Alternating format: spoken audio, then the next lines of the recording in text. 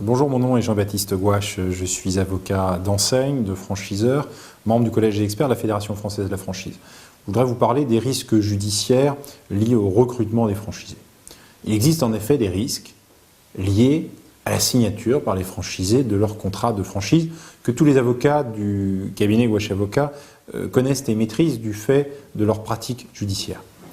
Ces risques sont essentiellement liés au vice du consentement qu'un franchisé qui aurait fait de mauvaises affaires ou souhaiterait tomber l'enseigne du franchiseur pourrait mettre en avant devant un juge. Le vice du consentement, qu'est-ce que c'est? Il s'agit d'affirmer que le contrat de franchise n'aurait pas été signé si le franchisé avait connu la réalité du réseau du franchiseur.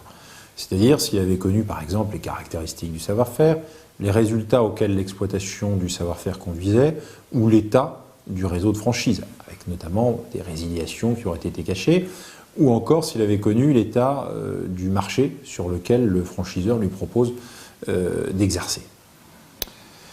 L'information précontractuelle est organisée par la loi, c'est évidemment le DIP, prescrit par la loi Doubin, l'article L330-3 du Code de commerce, un document dont la remise au franchisé est obligatoire, doit avoir lieu au moins 20 jours avant la signature du contrat de franchise. Donc ce DIP, pour qu'il n'y ait pas vice du consentement, doit bien être remis dans un délai suffisant pour permettre aux franchisés de consentir de manière éclairée, mais il doit également comporter des informations sincères qui permettent aux franchisés de s'engager en toute connaissance de cause. C'est absolument indispensable, cette conformité du DIP à la loi, c'est le b.a.-ba. À défaut, la sanction du vice du consentement, s'il était admis par le juge, serait la nullité du contrat de franchise.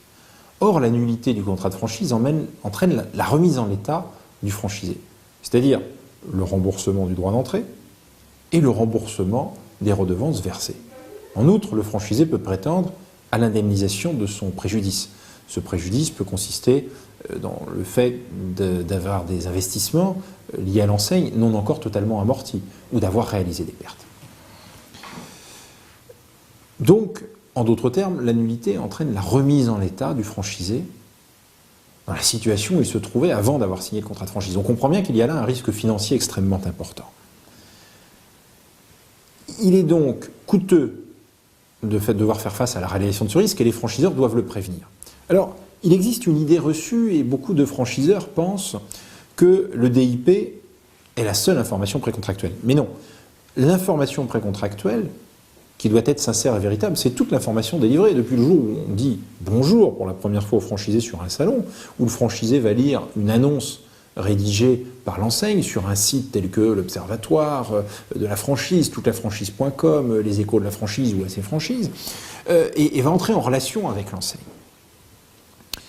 Donc, il doit exister au sein de l'enseigne des procédures de mise à jour de ces documents parfaitement normées, maîtrisées par les développeurs, de manière à ce que l'information délivrée soit toujours à jour, sincère. Assurer le consentement du franchisé, c'est aussi, au-delà de cette mise à jour nécessaire, conserver les preuves des informations que l'on a transmises.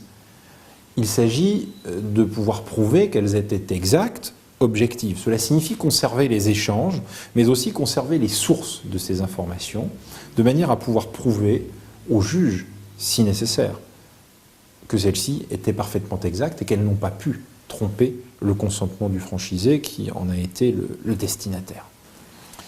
On le voit, il existe là un véritable enjeu d'organisation de la fonction développement au sein de l'enseigne qui doit intégrer la gestion du risque juridique lié à l'existence d'un vice du consentement du franchisé. Le cabinet Gouache Avocat, connaissant ces risques, a développé un certain nombre de procédures propres à maîtriser le risque du vice du consentement que les enseignes peuvent mettre en œuvre de manière à assurer la mise à jour des informations et leur sincérité.